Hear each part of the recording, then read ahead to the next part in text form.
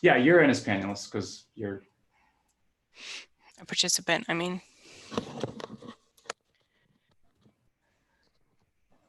I'm looking to see if you happen to hop into the attendee pool. He is not, so we'll see. Yeah, you're in as panelist because you're A participant, I mean.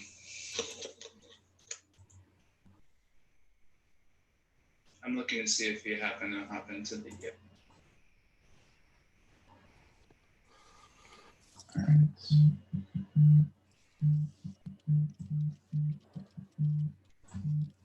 Hold on, I'm going to mute myself. I think it's Greg calling me.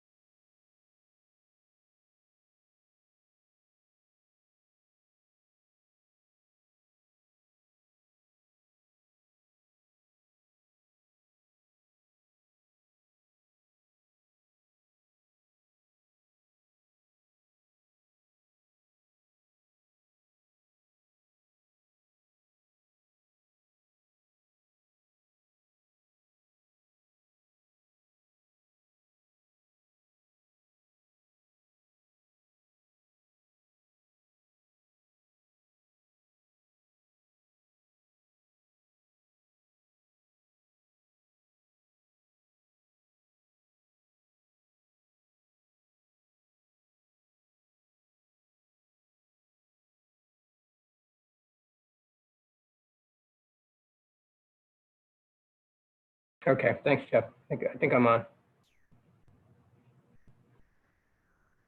Hello? You're here. Hello. Hey, sorry, I Welcome. so she's there. Okay, so we're going to do this video off, I guess, right? Which is all the better. I think he said to start with video, but obviously your choice. And then he's going to turn them off because they clog up the screen.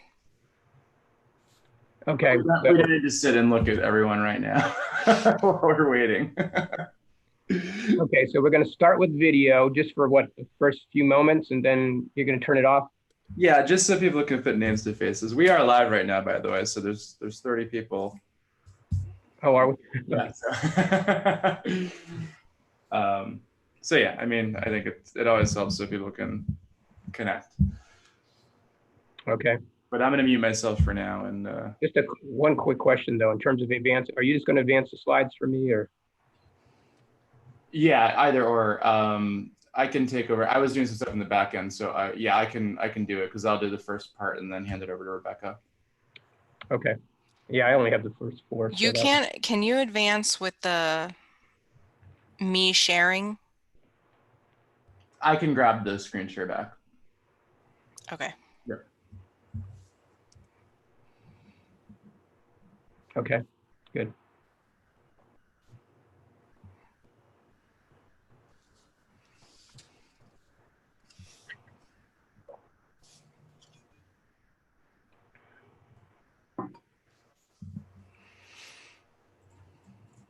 Does my audio sound okay? It does. Okay, good.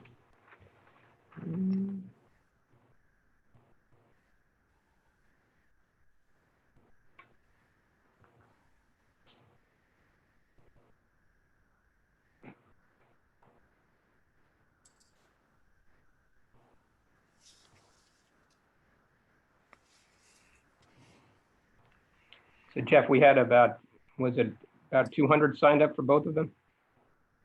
Something like that? Yeah, this one's at 147 now. Tomorrow I haven't checked, but it was at 70 the last time. So okay, fantastic.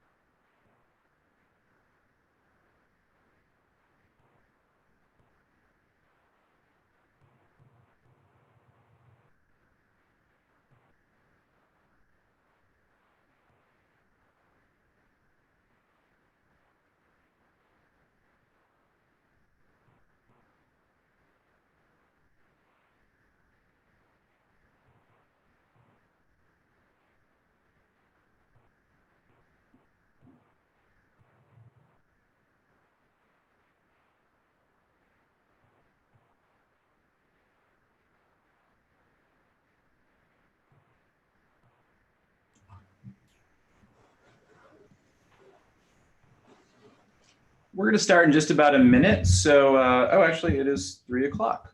So, I guess we're going to get started. Hi, my name is Jeff Gumas, and I'm from Crowded Learning. And today, we welcome you along with the Florida Literacy Coalition to our official app launch of the video math prep for the GED that our two organizations have been working on for the past couple of months and are very excited to release today. If you have questions during today's webinar, I encourage you to use the chat feature within Zoom, where we will be sure to sort of watch for questions and answer them as needed. And we hopefully will have time at the end. But to kick things off, I'm going to introduce Greg Smith, who is the Executive Director for the Florida Literacy Coalition, and he will get us started. Hi, Greg. Thanks, Jeff. And welcome, everybody. Are you muted still? I'm sorry. Can't hear you, Greg. Oh, wait. Official app launch of the video math prep for the GED. He's there. I hear him. I've got to shut off YouTube streaming. Greg, I could hear you. We were good. I think it's playing in the background. All right, here we go. Sorry about that, Greg.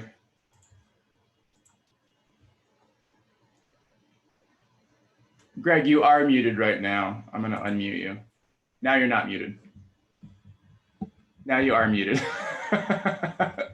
Are you okay? Yes. Good. Okay, good. Sorry about that. Okay, technical issues.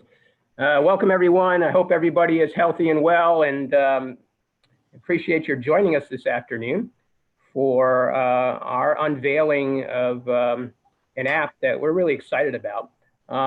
This is a joint effort, as Jeff just mentioned, between Crowded Learning and the Florida Literacy Coalition, and it's completely free, no hidden costs on this, and we're really happy to share it with you. We really do hope it's going to be a good resource for your students who are studying for the GED.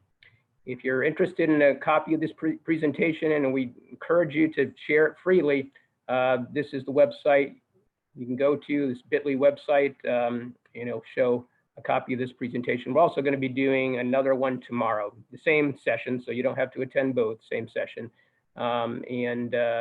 Just to kind of walk through what this is all about. So if you can move to the next slide.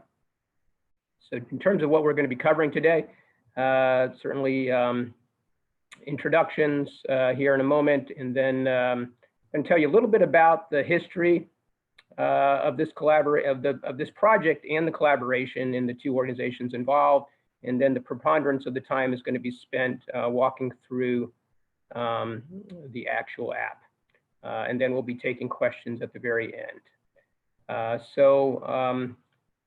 We have a couple of other folks here. We're going to be introducing Rebecca. She's been very involved with the project, and then I also want to share that Aisa Hernandez is also online here and available to help answer questions as well. She's been involved with the project at FLC. So just to give you a little bit of history, I'm going to go ahead and stop the video piece so that it's not covering slides here. Okay, so just to give you a little bit of background on who we are at Florida Literacy Coalition and the gestation of this project. We are a nonprofit organization that has a statewide focus in supporting adult education, literacy, ESOL, and family literacy programs throughout the state. We are the designated Adult and Family Literacy Resource Center. And as such, we offer a variety of different kinds of services, a lot of focus on professional development for teachers and administrators. And we have a couple of grant programs. We have a referral hotline. And a lot of what we do is resource sharing, just trying to find good and preferably free resources here in Florida and throughout the country, and getting those out to folks. And occasionally we have an opportunity to develop new resources. And this particular project is a little bit of a combination of both. About 8 years ago, when Khan Academy was really sort of coming on the scene in a big way, and it had been around a couple years prior to that, but it had really been sort of coming into its own, and for good reason.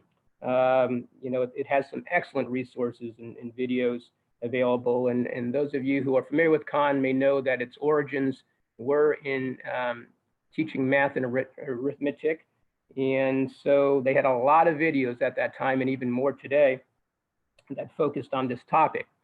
So adult education agencies and organizations were really starting to utilize Khan, but there wasn't, at least we couldn't find any good resource that really helped people focus in on which of the videos were most productive for people who were studying for their GED.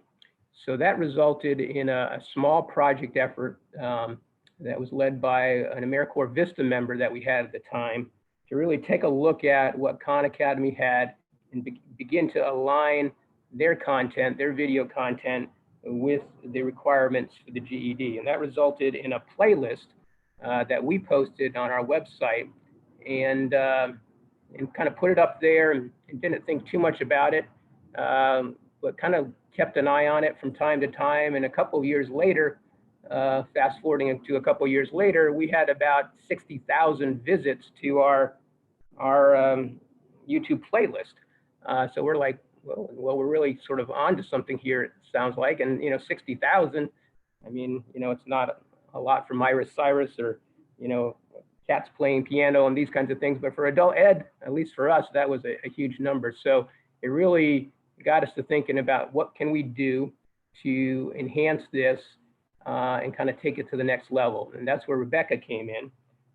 Rebecca, teacher and administrator at the Orange County Public Schools here in the Orlando area.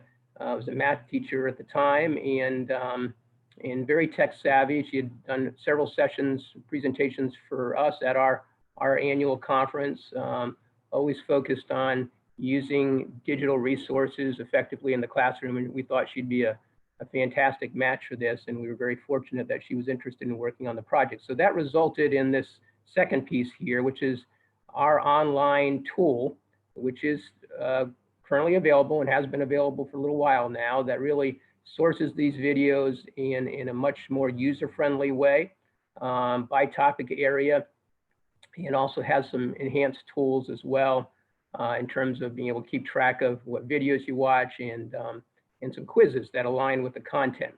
So we're not going to be able to get into this in any deep way today because we're really focused on the app. But if you are interested and you're using a computer, this is probably the tool for you. But that really sort of led to the next stage of this, as Jeff and I were talking about ways that we might be able to work together.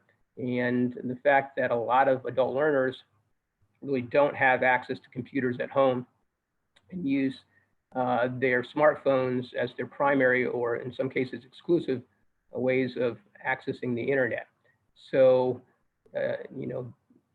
their organization, Crowded Learning, and FLC certainly have in common that we are all about finding and sourcing good free materials. So this seemed like a really interesting opportunity to work together. And Jeff really proposed the idea with the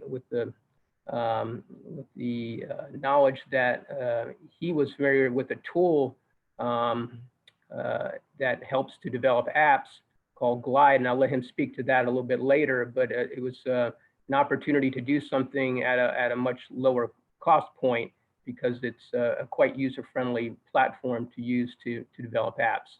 So that sort of brings us to today, this app that we're rolling out, and we're really excited to share it with you and to also get your feedback on it. One of the nice things about Glide is that it does allow for pretty easy ways to make modifications to the app. So with that, I'm going to turn it back over to Jeff.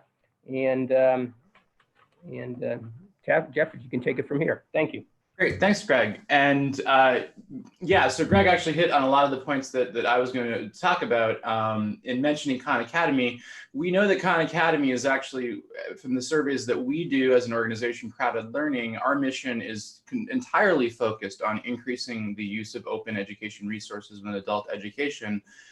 So Florida was on the right track with what they did, because while when we talk to educators nationwide, we hear that Khan is by far the most widely used open education platform within adult education. The common critique, and I wouldn't say this is a negative, it's a challenge for educators, is helping learners know where to go within Khan Academy. And that's a broader sort of issue for all of the free and open resources that are out there. So Crowded Learning is really focused on expanding awareness of resources like Khan Academy is one, but the GED math prep website that Florida Literacy Coalition is another that most people probably hadn't heard about.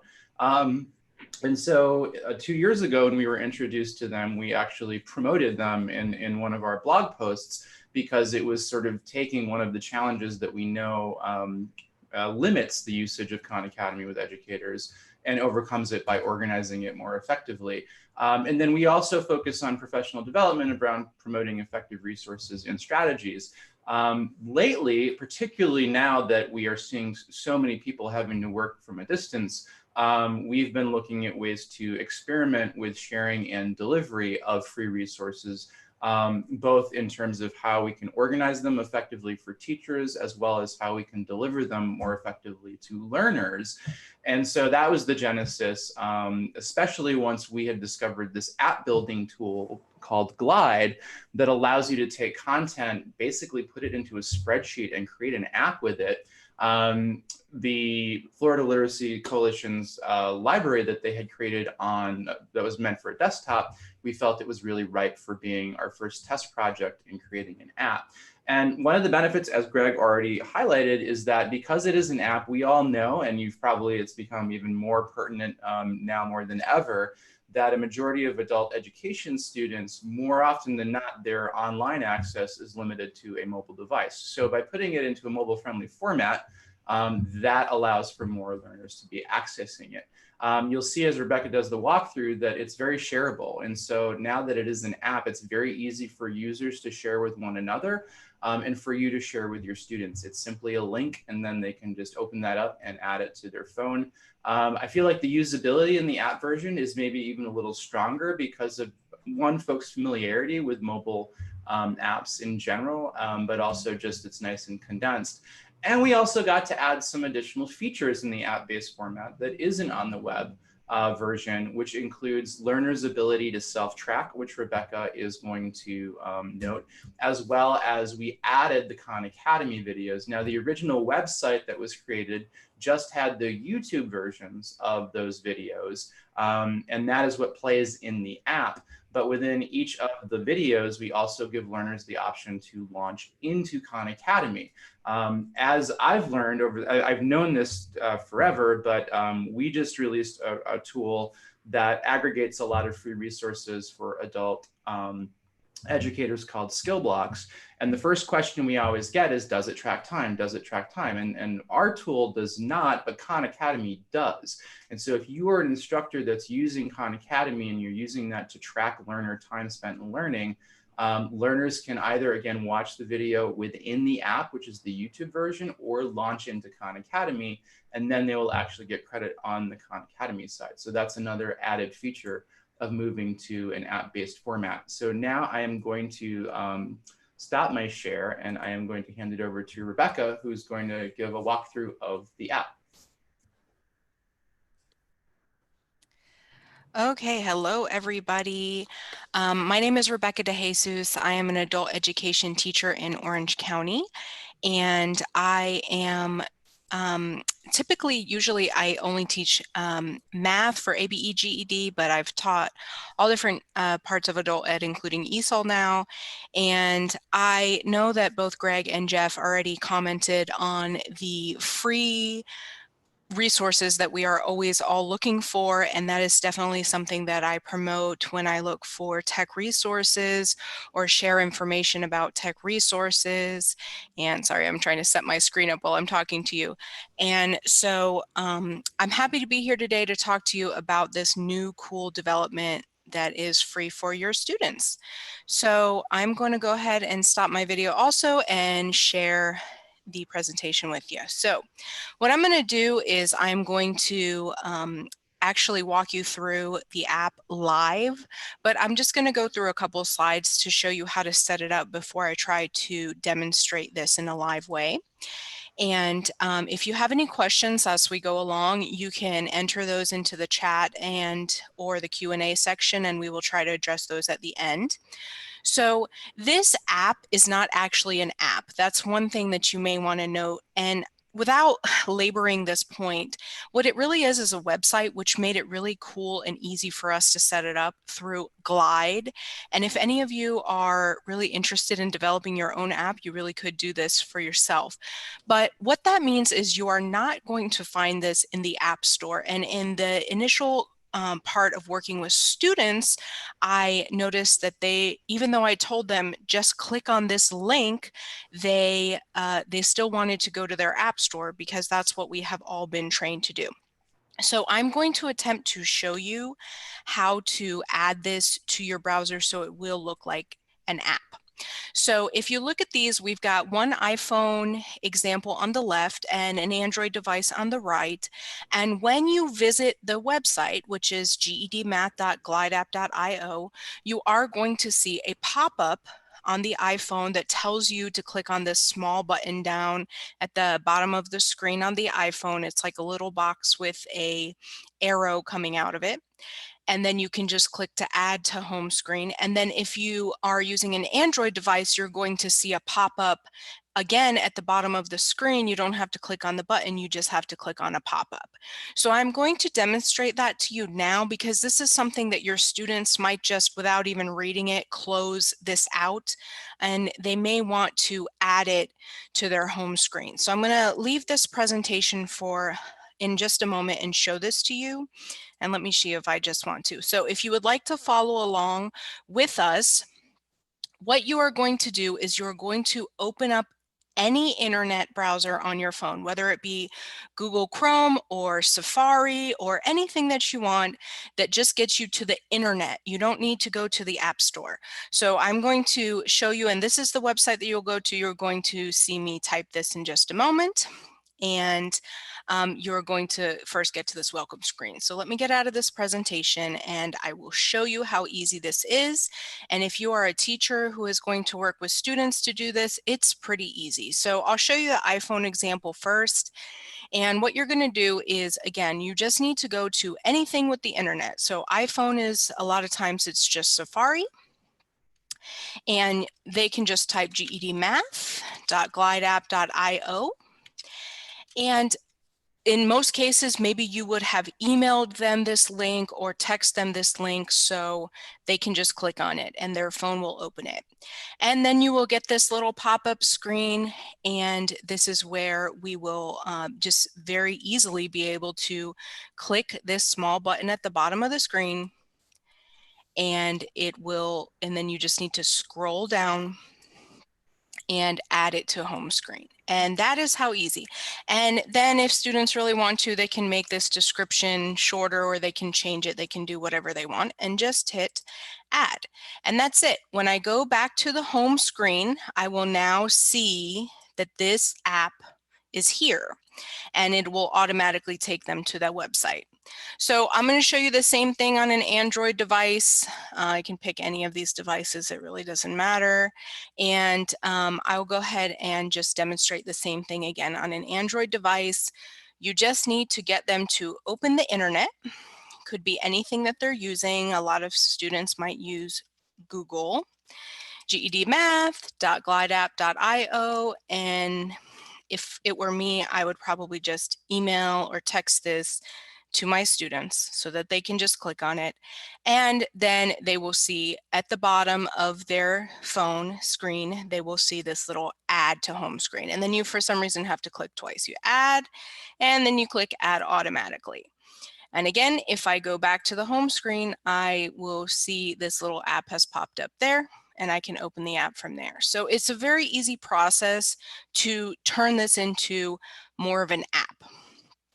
So once you are within the app, you're going to see a welcome screen where the student will need to input their email. And we were all a little worried about, well, you know, will they use this information? Will we be exposing our students or anything like that? This information is not going to be used by Glide. at all. So we did confirm that. So they just need to enter an email, and then it is going to send them a PIN number, and they will need to retrieve that from their email. But once they retrieve it once, as long as they continue to use the app on their phone, then they will not really need to continue to repeat this process. So I'm just going to sign in, and then we are in the app. So within the app, we have 2 videos. One of these videos is a step-by-step where you will hear me just going through those steps that I just showed you to add this to the app. To add this app to the home screen, and I'm giving 4 examples here. And then the second is a video overview of the application. So if you are sharing this with coworkers, or if you're a coordinator working with teachers, we have this overview here, and it's basically this overview is the same as what I'm going to show you right now. So there's not too much to do on the welcome screen other than watch the videos. However, I will draw your attention to the top left corner of the app, and you will see a place where you can sign out for any reason if you needed to change users, or you can share the app through here. So getting out of that, we are going to mainly probably be using the browse section, the search section, and then you and your students may be interested in these completed buttons. So at the bottom of the screen, you can see we've got 4 very simple buttons. This app is pretty easy to use, and I find that even the low-tech students will probably be able to click around pretty easily in this, especially if you show them a couple buttons. So in the browse section, you are going to see those 5 content areas. And for those of you, I saw that a lot of you are from Florida, but if you are a task or a high set state, you may not have this exact wording for your different sections, but this is how the GED words the sections of the math. And there are basically 5 main areas: foundations, basic math, basic algebra, graphs and functions, and geometry. And these sections are basically, we pulled them from the GED.com website, and how the students might see the prescription of their report after they take a GED practice test. So some of you may be familiar with that on the GED side, but even if you are a task state or a high set state, you're basically going to find math in here. And math is math, so this should work for your students whether or not they're preparing for the GED, but I assume if you're here, you may be preparing for GED anyway. So just to run you through these sections, if you are new to teaching ABE GED, you might want to note that basic algebra, graphs and functions, and geometry are going to be the heavy hitter content areas, because these are the areas that we have students coming back from the GED test and really complaining that they didn't know how to do something. These are going to be the areas where you're going to find the most number of questions on the test. And if I could say that there's 2 areas that students need to focus on, it's the basic algebra and graphs and functions. The foundation section is going to be really building blocks, and these are probably for your ABE students. So you see we've got a lot of the place value, fractions, decimals. This is a very basic section. And then in the basic math section, you're going to find a lot more of those computational sections. You'll see that fractions and decimals are repeated here, but this is really more of an area where students are going to see those first 5 no calculator questions, and that's the basic math section. And then the basic algebra and graphs and function sections are definitely our heavy hitters. Our basic algebra, you're going to find those expressions and equations. That's going to be really important. And all of those, the polynomials, inequalities, those areas that we are certain they will see on the test. So this is going to be a very important question. And in graphs and functions, you're going to find all of these videos on slope. And we know that students coming back from the test will say that they saw 3 or 4 questions about slope and they didn't know how to do it. So the slope is one of those big areas. So This is one way of going through it, and I'm going to talk to you about what happens when you click on one of these sections. But again, I just wanted to mention this is our 5 areas. If I had a student that was short on time, I would try to get them to focus on basic algebra and graphs and functions. So I'm just going to go into basic algebra to show you the next level of this, which I've kind of already shown. When you click on, and this is the same way that our website is set up on the Florida Literacy Coalition website, which I'll just briefly jump over to that. You see the same sections here. When you click on any one of those 5 content areas, you're going to get a list of all the separate content areas that you'll find in there. So like the sub areas, if you want to call it that. So those of you that might be task or high set can still use this, because you will just direct your students to the appropriate content areas. And then when you click on one of those, like if I click on probability, I will see a collection of videos about probability. So from this collection of videos, we can now click on one, and this is where we will actually see the video. So it's basically a click, click, click. You know, you're just moving forward through the different layers of the application. And this is where you will need to show your students in the top left of the screen to click back, because no matter how many times they keep reopening this app on their phone, they'll be back in the same video unless they click back. So if I want to go back, I just click back. If I want to go forward, I just keep clicking on whichever section that I want to work on. So one of the coolest things that I find about this app is actually this little checkbox right here. Such a little thing, but I really like it because it enables students to track themselves individually. The vision for this project when it started was sort of for those self-studying students that may be out there looking to better themselves, but might not necessarily always have time to go to a live class. So we were really looking for a way for those students or those people to really be able to track where they left off, because there are over 200 videos in this application, so we don't want people to just keep watching the same thing over and over. So I'm just going to go back into this video, this introduction to combinations video, and just show you some things about this screen. So you're going to see topic and skill information here, and you'll see that these videos are coming from Khan Academy, which of course many of us know and love. And you'll see that there is just a little toggle here where you are able to mark as complete. And this is going to control that checkbox on the last screen.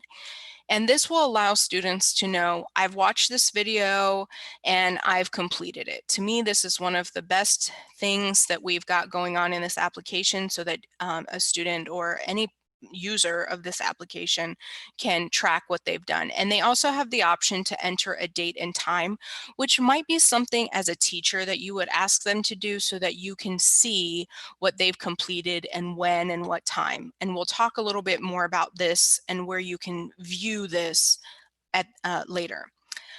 Students may also click here to add a note, and when they do add a note, they're the only ones that will see the note within their own app. So that's nice if they wanted to make any notes of the video. And they can also click here to open the video in Khan Academy, which those of you who are teachers who already know Khan Academy or are already using it, the benefit of them using this app, if they are already using Khan Academy, is that all the videos in this app are aligned to the standards of the GED. So they are aligned to the content that you need to know for the GED. And I'm going to talk a little bit about that content in a moment, but that's the benefit of still using the app.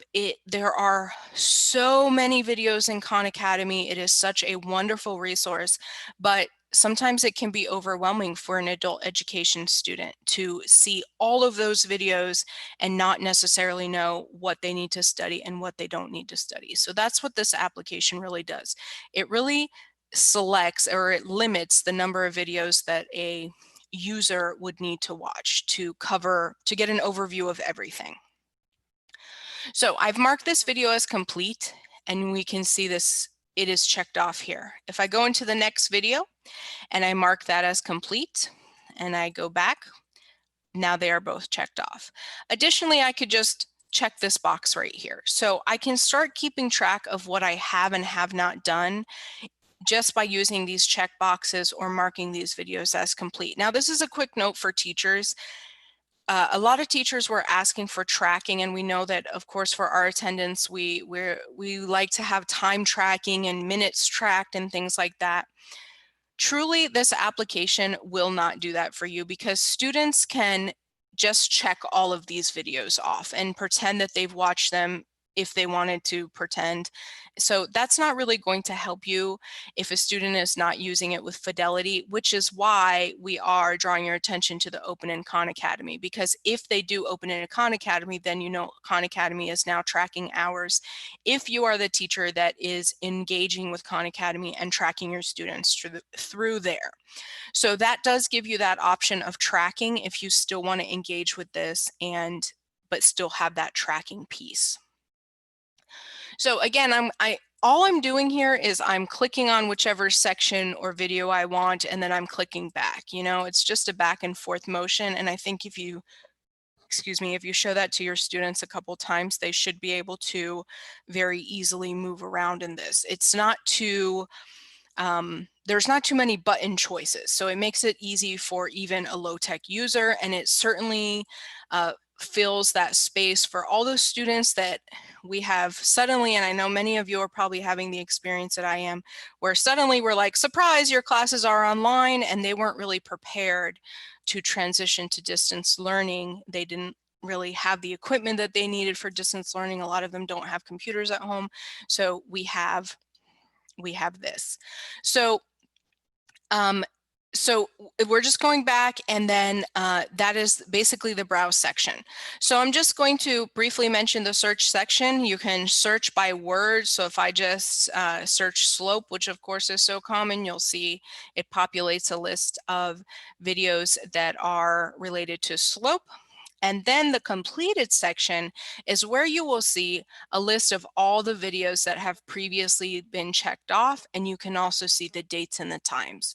So if you want to work on an honor system with students, or you just want to get them into the habit of entering the date and the time, you will see what they have completed and when they have completed it. So you can train your students to do that, but you can also just make your students aware that they can track what they've already done and what they still need to do. If I were a user, I would probably float around in the browse section, and I would just try to complete all the videos in order. The application is set up essentially to kind of go in order of difficulty. So you may want to suggest to your students that they go in order, but of course they can pick a specific section if they need to work on that. And at the bottom, I just want to draw your attention to the quiz. I think if I click on this, it's not going to, oh, okay. I think it's going to open in Google, but we'll see. Yeah, here we go. So it will actually launch on a phone. You're just seeing it because I'm using a computer here. But these quizzes have been written to simulate the GED experience. We all know we've had that experience in a math class where we know that we taught students a certain piece of content, and then they come back from the test and they said, nothing you taught me was on the test. Well, that's because the style of the GED, and I believe this is also true for task and HiSET, they layer so many different skills together that the students can't easily see what the skill was. So they think they don't know how to do it. So these quizzes, and I'm just gonna go back to show you exactly where those are. When you click on any of these 5 areas and you scroll to the bottom, you will see a quiz at the bottom of the sublist. And these quizzes are really designed to give a student the GED strength experience, okay? Experience with this kind of math written in the GED level of difficulty. So some of you who have really looked at this test a lot probably know what I mean, that it's a style of questioning that some of our students who are coming from K-12, they're used to this style of questioning. And a lot of our students who are maybe 30 years old or older are not used to this style of questioning. So this is just giving them that testing experience. So that's pretty much it. Let me see if I have covered everything over here. I believe that I have, and I'm just gonna very quickly review this and then hand it back over. Okay, so you're gonna enter your email and then you will get the PIN number. We talked about that for login, pretty easy process. This PowerPoint will be available to you after the presentation, which we mentioned before, that just kind of reminds you about the basic buttons that we talked about. And you can kind of see the different layers of clicking through a video here. You know, you start with the browse section, pick a content area, pick a subsection, pick a video, and there you go, the video opens. And we've just got some notes about what you can do within the video, marking it as complete being very important. And we talked about the search section and the completed video section. So I believe that's it for me, and I'm going to hand it back over to Jeff now. Thanks, Rebecca. That was excellent. So to be mindful of time, that is everything, but there are a number of questions. So if you want to stick around for me to answer some of the questions, or Rebecca, because there is one that I will not be able to answer, or Greg, please do. But I have just shared the link within the chat. I'll do it again. And again, there's going to be a follow-up email that includes this presentation, which we kind of built so that you have a sort of go-to guide on all of the things that Rebecca just covered. Within this presentation are both of those how-to videos, both how to use the app in general, but then also how to download it to your home screen. And we will also be, tomorrow's session, I will probably be, well, I didn't record this one. So tomorrow's I will record, and we will also include that in the follow-up email so that you have a video recording of this webinar. But just a couple of the questions that I've seen that seem to be pretty prevalent. So browser does not matter. So as Rebecca showed in the screen on how to, you can use whatever browser is on your phone. The way in which you add to your home screen by way of that browser is slightly different. And she did show both because she showed Chrome and Safari, and those tend to be the most predominant browsers. But it is a browser-based app again. So what that means is you're really just bookmarking that web page to your home screen. But then as you saw, as Rebecca was walking through, every time you launch it as an app, while it is working within a browser, it doesn't look like a browser. It looks like an app, which is kind of a cool thing. In terms of the content itself, there were some questions about Khan Academy. Do students need an account in Khan Academy? So they do not need an account in Khan Academy. I'm going to share my screen. Can I cut in just for one moment? Yep. Okay, we had a question about an iPhone XS or an iPhone X. And this button, this little box with the arrow that you need to click on an iPhone, on an iPad and an iPhone X, it is in the top right corner of the screen. So it's not here at the bottom, but it is the same button that you have to click on to add to home screen. It's just going to be in the top right-hand corner. And so I'm on that.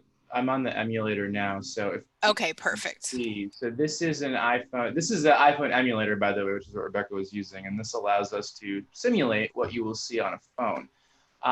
But so I'm opening up Safari on an iPhone X, and I'm going to paste in that URL and then click go.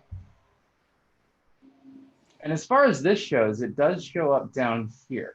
So this is the symbol that you would click. And then you have to scroll down a bit or up a bit, I guess, to get this add to home screen. And then once you click on that, you just title it whatever you want and then add. And then now that is on the home screen of your phone. Let's see it here. In terms of the content, so the question was about, do you need a Khan Academy account? You do not need a Khan Academy account, in order to use the app. So the reason we put the Khan Academy links in there is because of the fact that, again, from just what we've been seeing as folks are trying to provide more remote learning options for students, one of the questions that continuously comes up is, people wanting resources that track learner time. And so different states are going about this different ways. Different states have policies regarding what can count as contact hours or proxy hours. And obviously, hopefully your state is providing some flexibility in that given the current setting. But again, that's why in addition to having the video that plays in-app, as you see here, Find the place value. You have the ability, or students have the ability to scroll down and open it in Khan Academy. Now, if they, and as Rebecca shared, this is going to launch me into my desktop version of Khan Academy. If they're using the app, when they click on Open in Khan Academy, it's going to open Khan Academy. Now, if they have the Khan Academy app on their phone, it's going to open the Khan Academy app, and it's going to open this video in the Khan Academy app. If they do not have the Khan Academy app on their phone, it's going to open them into the browser version of Khan Academy. Either way, if they have the app, then most likely they have an account. And when they click on this, it is going to launch them into the app and into their account. So it will be tracking, but that's something that you'll want students to sort of be aware of and to check for. Somebody asked also why we have this tucked below as opposed to having it more prominent. It's kind of a one and done, like let your students know that that's there and that you expect them to do that. There are a handful of occasions where the videos are actually different because the video that's on YouTube has been updated or is different on Khan Academy. But the origin of the website and all the videos we have was for GED self-study. So a lot of folks are using this and they may or may not be in a formal education setting. And so they may or may not have a Khan Academy account. And so that's why we organized it as such. But as Greg said, we are interested in feedback. We're going to be gathering feedback. And as we get that, it'll be very easy for us to make adjustments to anything in the app based on if we get persistent sort of comments about maybe it's tweaking something or changing wording. I actually changed the typo in the midst of this presentation because someone on the webinar actually said that we had a misspelling on the welcome screen. So I updated it as we were talking. So it's very easy for us to make updates based on feedback, which we really, really want. I'm going to pop into the chat and see if there's any other questions. Aisa or anyone else? Oh wait, there was another question. Rebecca, for you. How many questions are on the quizzes? I think it varies, right? It varies. If I recall correctly, they're all about 10 each. I think one of them, I think the algebra one is longer, but they're not too long. They're somewhere in the 10 question range. And just so you know, on those, when a student takes it, it is they're getting their results right away, right? It's not going to anybody. Correct. Well, it is those quizzes are Google Forms, so we can see the answers, but they also see the answers right away. They see what they got right and wrong right away. Right. And it's actually going to me, so it's not like I'm not doing anything with that data other than looking at it. We're not collecting their information or anything. Right. And speaking of that, there was a question about, so on students reporting, and I'll go to, here's my completed screen just on the demo. Actually, I haven't completed anything in this sort of version. I haven't signed in, I don't think. But no, so this really is a learner-owned app, right? And so your learner controls, what they're working through. There is no assignment feature for teachers. There is no administrative feature for teachers. It is entirely up to the learner. And so maybe you work with students to, as Rebecca showed in the version that she had up, she had all these completed things. Students could take a screen capture of the videos that they've completed and share that with you if they wanted to. And again, if you're using Khan Academy, maybe you're really just using the app as the guide for what lessons to use based on GED prep. And then they're launching into Khan Academy so that you can get that reporting on your side. But we've made this pretty student-centered because of the number of folks who've been using the original website for self-study. But we do recognize that people want that reporting. And so if you use Khan Academy, you can do that. Are there any other questions? There was another question about are there other practice questions other than the quizzes? For right now, we have only developed the quizzes. So the practice within the app is limited in terms of practice questions, but that may be another reason why you would direct your students to use Khan, because you will find a significant number of practice questions broken down by subject in Khan Academy. But in this application, it's only those quizzes. And some of you are saying you're not getting add to home screen.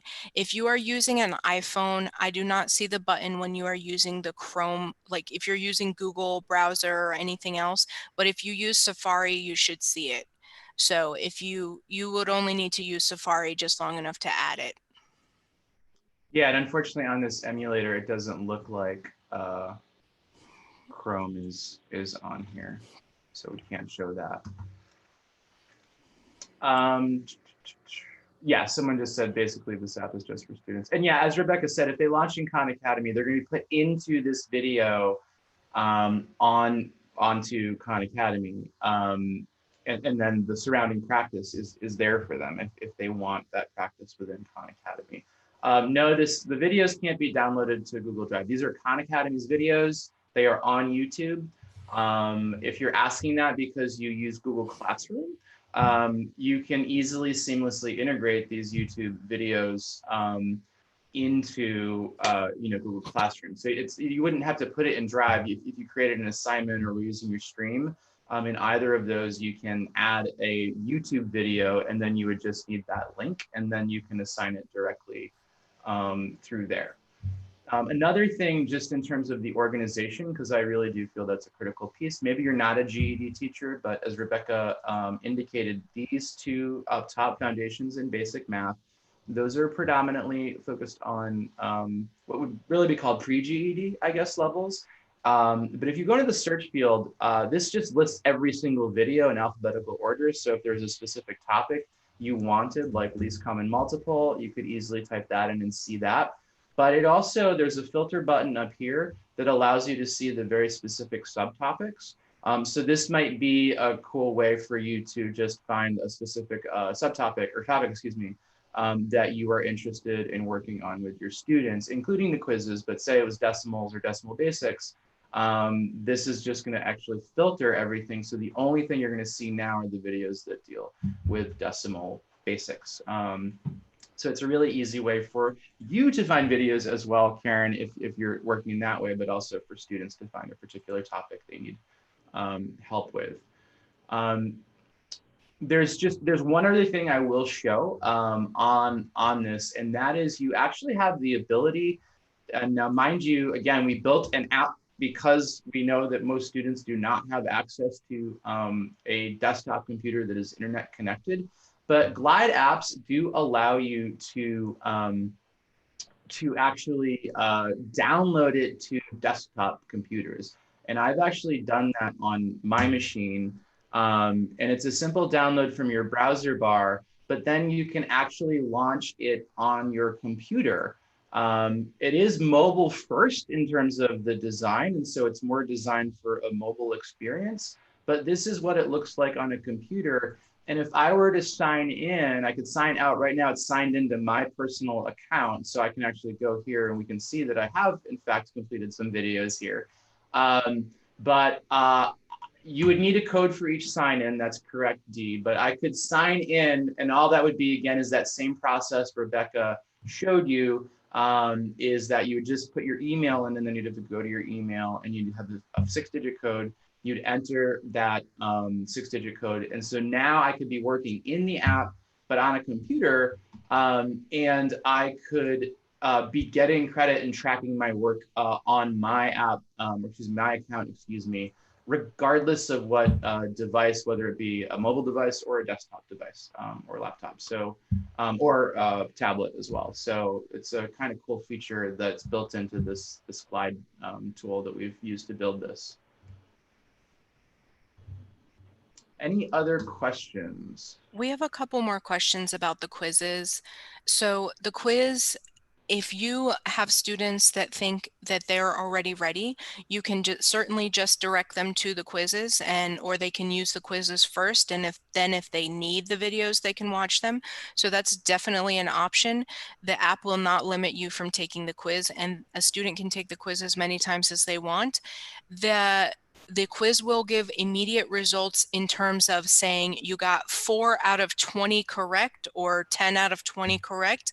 It doesn't calculate a percentage, but it shows you the number correct. It does show you the correct answers, and it will show you, it does not give answer explanations. Many of you are asking about that.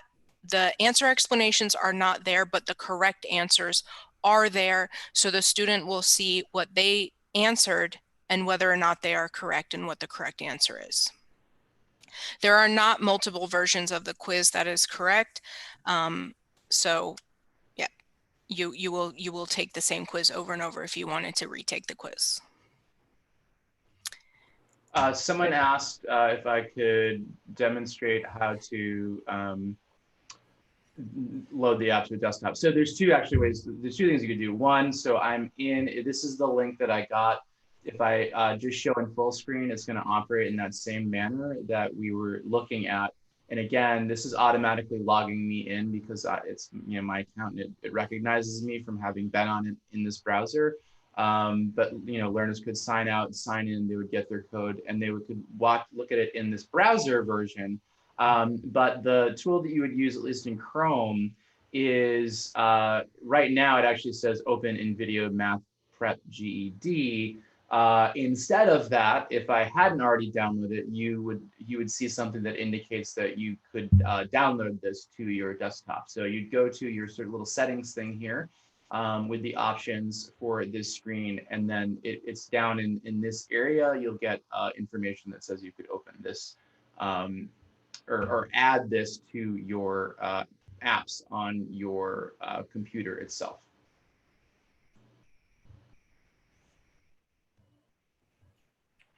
Okay. All right.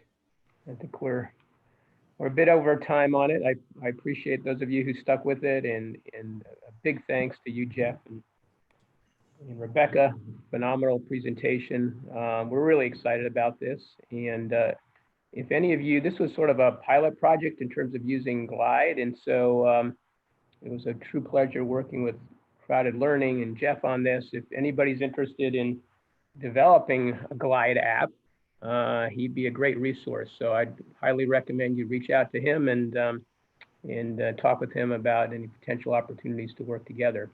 And I know we did have our shared contact information on an earlier slide there.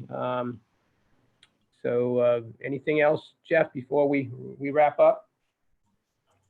No, that's it. And thanks for that note, Greg. We realize that folks are scrambling to pull together resources in ways that are effective for their learners, and this is just one of many. But we're interested in seeing how this works both in this project. And again, knowing that states or even local orgs have been sort of compiling spreadsheets of different links that students can go to, it's very easy to take that and put it into an app like this. So we're definitely interested in doing more with this and getting, again, just as everyone on the call has said, more free resources into the hands of learners. There was a question. Tomorrow's presentation is exactly the same. So if you want to come again, please do. If not, again, we'll be sending the video of the recording of tomorrow's out to everybody as a follow-up. Okay, well, very good. Well, thanks, everyone. You all have a good afternoon. Take care. Take care.